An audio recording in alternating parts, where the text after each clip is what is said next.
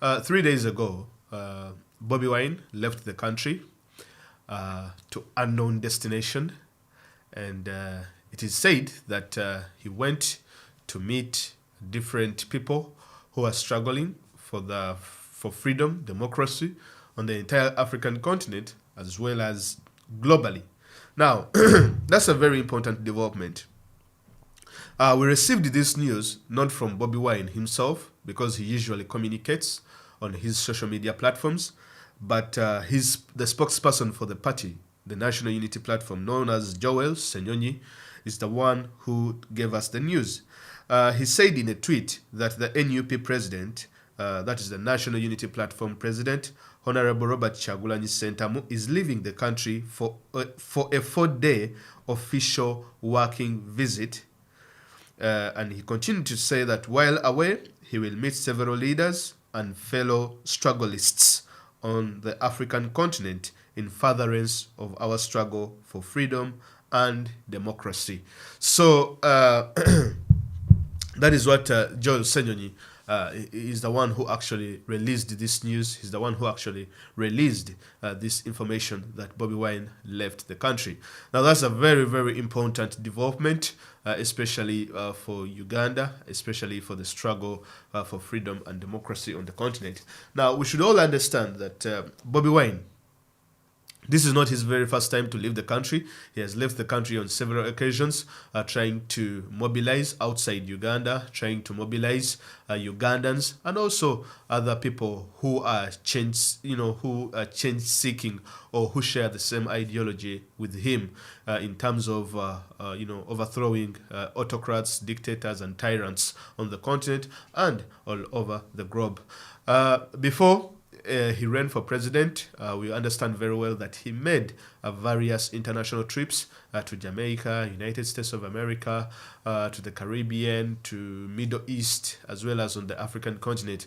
We know on the African continent, he visited South Africa, he visited Zimbabwe, he visited Nigeria, and he visited Ghana, I think. He also visited Kenya, where he was welcomed with very many people in one way or the other. Now, this is really, really, really good because what Bobi Wine is fighting, what Bobi Wine's strategy now is that he's not putting all his cards on the table, because we have seen that Museveni has been playing his cards close to the chest, and the strategy that Bobi Wine is now embarking on, I think it is a really good strategy that the government will not be able to predict his movements, they won't be able to predict his moves, and he will be leaving Museveni and his cronies thinking and playing these mind games in one way or the other. But on the other hand, he will be working underground to see that they foster change in the country and fight for the victory that the people of Uganda voted for.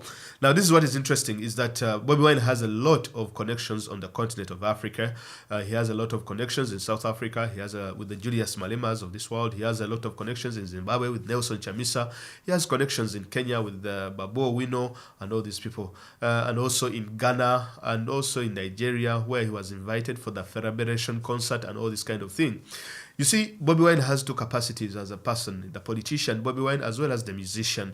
So he can he can use those two dimensions as a musician to travel to these places and motivate other musicians, because every musician on the continent who is an activist, who is engaged in changing the lives of people, they have now realized that you can not only change the lives of people as a musician, but you can use music to get into politics and then create a very, very big change in our communities and things of that sort.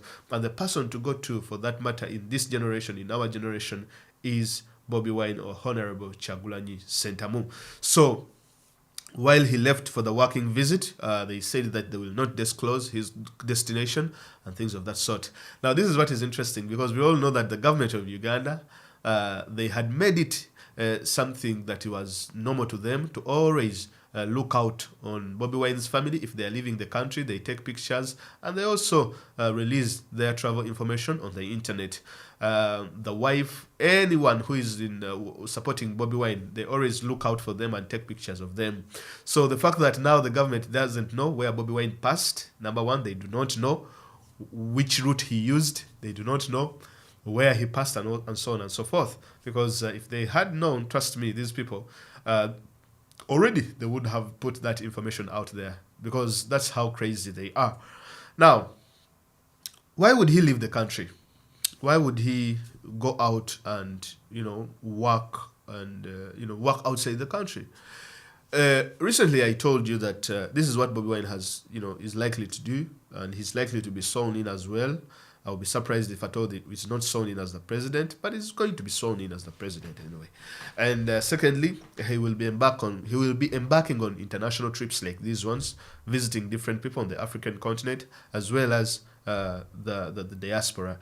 You see, Museveni is very unpopular now in the country, in Uganda, as well as on the continent of Africa, as well as globally. Museveni is completely unpopular.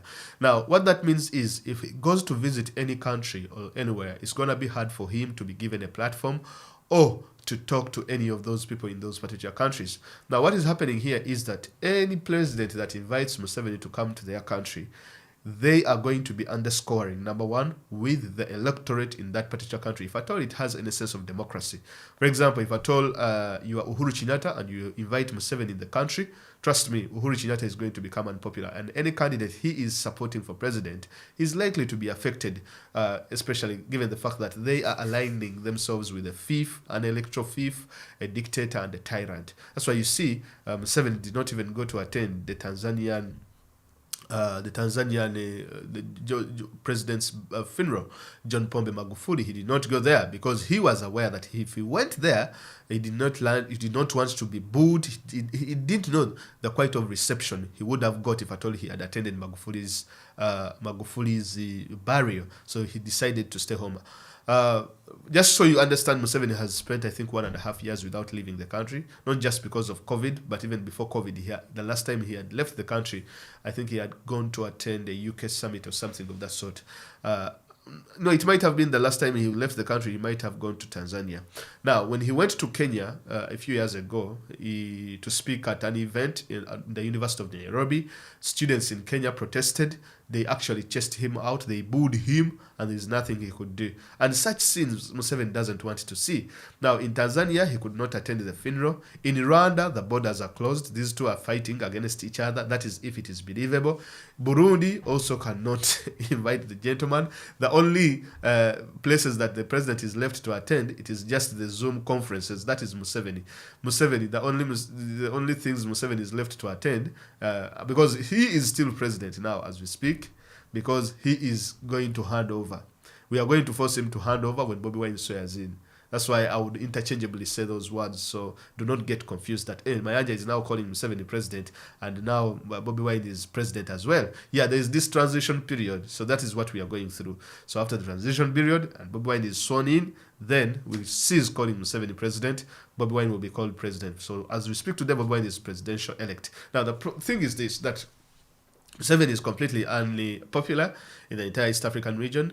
He was booed in Nairobi. He did not attend the funeral in Tanzania. In Rwanda, the borders are closed. Burundi, it's not one country he would like to visit, as well as South Sudan. Now, countries like South Africa, you have the Julius Malemas over there. In Zimbabwe, where he would have gone to that gentleman known as Mnangagwa, he cannot go there as well. Chamisa is there, and they would likely they would likely make it unpleasant for him in one way or the other. Now, on the other hand, but it's also rather most likely that he might have left a few days earlier than it was announced. Yeah. So with that, it really makes it hard. He's really making it hard for Museveni now, because we are now seeing a change in strategy on how Bobi Wine is going to be addressing most of these issues. Because there is nothing that would pain a president like Museveni, seeing Bobi Wine having massive crowds, seeing Bobi Wine meeting different people in the diaspora, seeing Bobi Wine having so many people who are supporting him outside Uganda. That is really bad.